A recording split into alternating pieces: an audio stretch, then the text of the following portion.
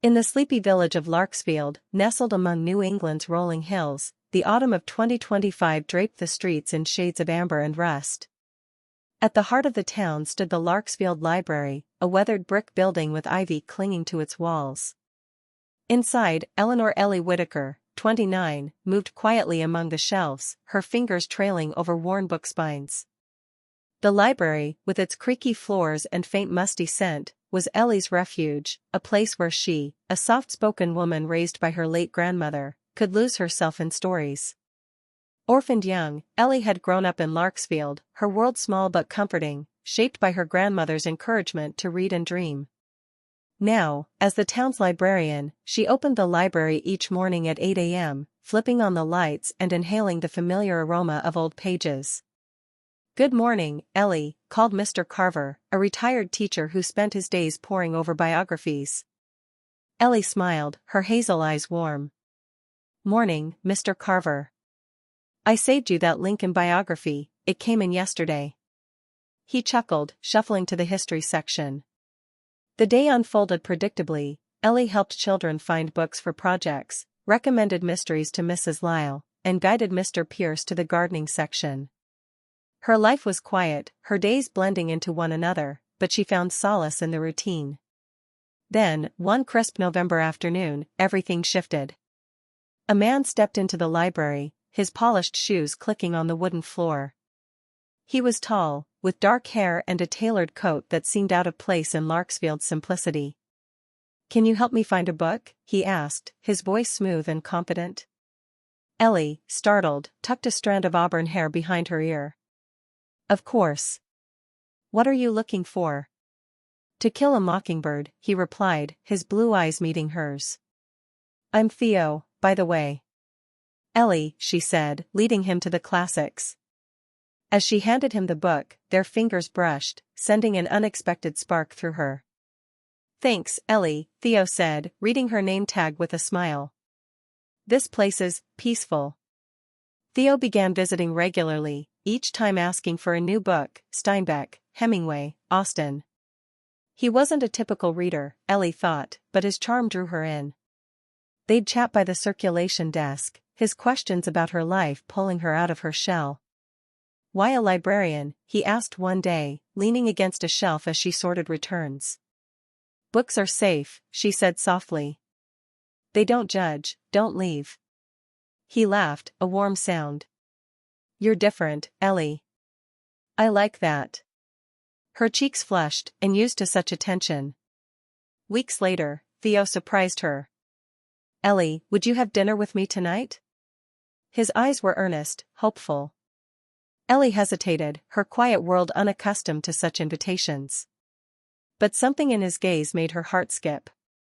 "Okay," she said, her voice barely above a whisper.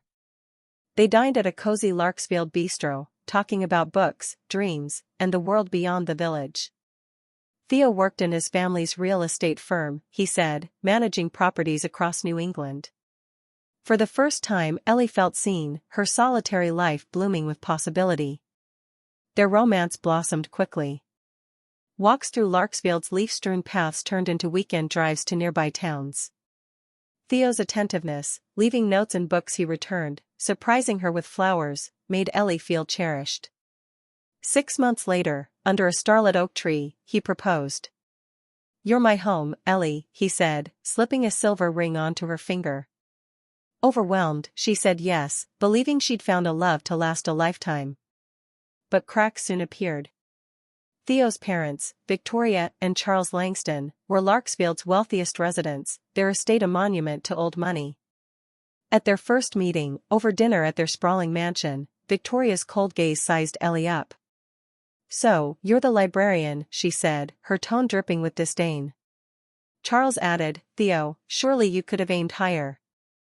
Ellie's stomach churned, but Theo squeezed her hand under the table. "She's perfect," he said firmly, and Ellie clung to his defense. Before the wedding, Victoria insisted on a prenuptial agreement. "Just a precaution," she said, her smile sharp. Ellie, with little to her name, signed without protest, eager to avoid conflict. After the wedding, she moved into Theo's house, a gift from his parents, though they treated it as their own. Victoria and Charles visited unannounced, issuing orders. "Ellie, fetch some tea," Victoria would command, her pearl necklace gleaming. Ellie complied, her voice silenced by their authority. Theo, once her protector, began to change, his warmth fading as his parents' influence grew. "Don't mind them," he'd say, but his assurances felt hollow. Ellie's quiet life, once a comfort, now felt like a cage, the autumn leaves outside mirroring her fading freedom. The first year of marriage brought subtle shifts that gnawed at Ellie's heart. Theo's parents' visits grew more frequent, their criticisms sharper. "This rug is dreadful, Ellie," Victoria would say, her manicured nails tapping the furniture. "You must learn to maintain a proper home." Ellie, swallowing her hurt, nodded, her hands trembling as she poured their tea. Theo, once quick to defend her, now laughed at their jibes. "Ellie, that dress is so quaint," he said one evening, chuckling with his father over wine. The words stung, eroding the man she'd fallen for. Ellie's health began to suffer. Stomach pains plagued her, sharp and relentless, which she attributed to stress. She hid them, not wanting to burden Theo, who was increasingly absent, buried in work at the Langston firm. The library remained her solace, where she could lose herself in shelving books or helping patrons. But even there, Victoria's shadow loomed. "You're wasting your time with those dusty books," she said during an unannounced visit to the library, her heels clicking ominously. Ellie forced a smile, her hands clutching a stack of novels. One autumn morning, as golden leaves blanketed Larksfield, Ellie collapsed at the library, pain searing through her. She awoke in Larksfield General Hospital, the sterile smell of antiseptic sharp in her nose. The doctor, a kind woman named Dr. Patel, diagnosed stress-induced gastritis. "You need to rest, Ellie," she said. Theo didn't visit, didn't call.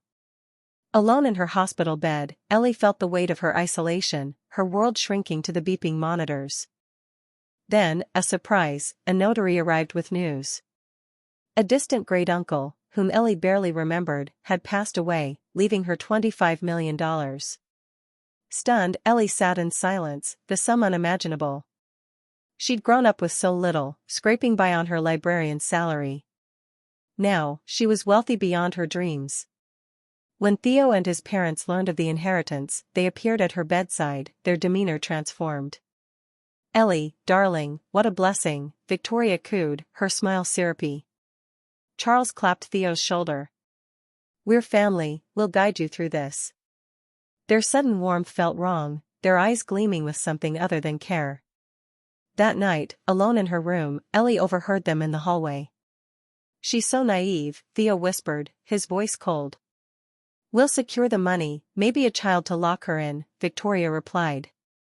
Ellie's heart sank, their greed laid bare. The man she loved, the family she'd tried to please, saw her only as a means to an end. Tears stung her eyes, but a fire kindled within her. She wouldn't be their pawn. Discharged from the hospital, Ellie returned to the Langston house, her resolve hardening. Theo and his parents greeted her with exaggerated concern. "We were so worried," Charles said, his smile forced. Ellie nodded, her face a mask of calm. "The inheritance will come soon," she said, noting Theo's eager glance. That night, she lay awake, their voices echoing in her mind.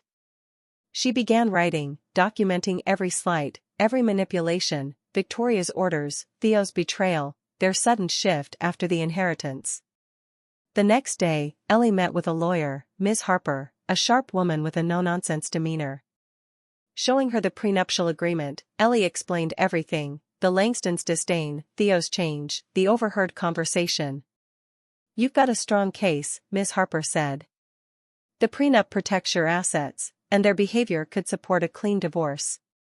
Ellie felt a surge of hope, a path to freedom forming. Back at the house, the Langstons were waiting. "Ellie, you're looking well," Victoria said, her tone saccharine. Theo reached for her hand. "When do we get the money?" he asked, his smile tight. Ellie pulled away. "Soon," she said, her voice steady. Their eyes narrowed, sensing her shift. That evening, she packed a small bag, her heart pounding. She was done living under their control, done being the quiet librarian they mocked. The autumn wind outside whispered of change, and Ellie was ready to answer its call. Ellie's decision came to a head one crisp November evening. She returned to the Langston house, her bag hidden in her car. The family was gathered in the opulent living room, a fire crackling in the hearth. Victoria sipped wine, her diamond earrings glinting. "Ellie, we've planned a family meeting about the inheritance," she said, her voice smooth. Theo nodded, his eyes fixed on her. "It's a big responsibility, we'll help manage it." Ellie took a deep breath, her hands steady. "I have something to say." The room stilled, their faces curious. "I'm filing for divorce." The words hung heavy, shattering the pretense. Victoria's glass froze mid-sip. "What?" she spat. "You ungrateful girl." Theo stood, his face reddening. "Ellie, you can't mean this. We love you." His voice cracked, but Ellie saw no sincerity, only panic. "You don't love me," she said, her voice firm. "You love what I can give you." She pulled the prenuptial agreement from her purse, its pages creased but clear. "This protects my inheritance." "You get nothing." Charles lunged forward. "We'll fight this. You'll regret it." But Ellie stood her ground, her quiet strength unyielding. "Try it," she said. "I've documented everything, your insults, your schemes. I'm done." She walked out, their shouts echoing behind her. "You'll be nothing without us." Victoria screamed. Ellie drove to a small Larksfield inn, her heart racing but light. She was free. The next morning, she moved into a modest apartment, its simplicity a stark contrast to the Langston mansion. For the first time in years, she slept soundly, the weight of their control lifted. Days later, Ms. Harper called with news about the inheritance. "There's a condition," she said. "Your great-uncle stipulated that a portion must fund a charitable cause." Ellie paused, the idea resonating. She'd spent her life in books, escaping into stories of courage. Now, she could create her own. She researched local charities, landing on Haven House, a shelter for women escaping toxic relationships. Meeting its director, Linda Brooks, Ellie felt an immediate connection. "We offer safety, counseling, legal aid," Linda explained. Ellie saw herself in the women Linda described, trapped, belittled, but capable of more. "I want to help," Ellie said, committing a significant portion of her inheritance to expand the shelter.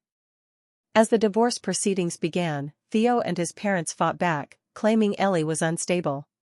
But Ms. Harper dismantled their arguments, the prenup and Ellie's meticulous notes proving her case.